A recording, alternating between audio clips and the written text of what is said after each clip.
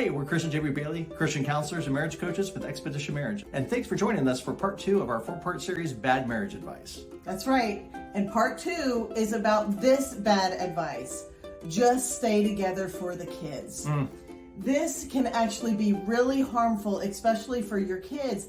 And I will tell you, there are a lot of couples out there doing this, and they think just then, when their kids grow up, when they go off to college, when they get older, that's when they'll get divorced. Right. That is equally as harmful.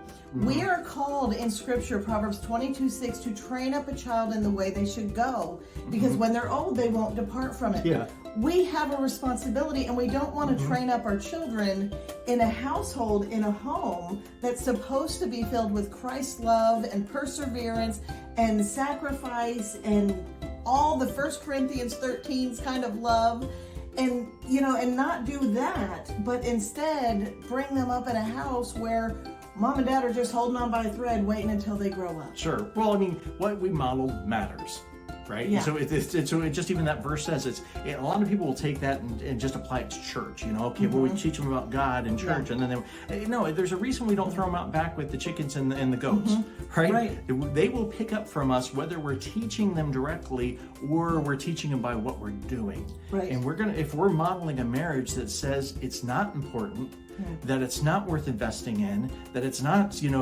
that we can treat it however we want to treat it, that's a bad model. That's a bad message. Yeah, and you're not doing your children any kinds of favors by just enduring one another, tolerating one another until they go off to college.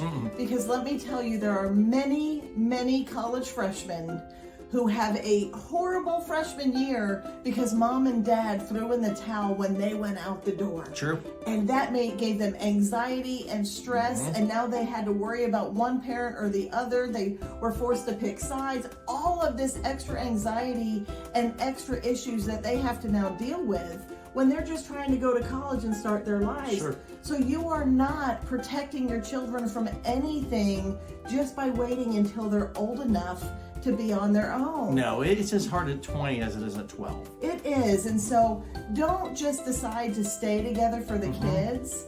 Decide to thrive. Yeah. Decide to persevere. Decide to overcome and work on your marriage for the kids. If you really want to do your kids a favor, that's what you need to do, is fix what's broken.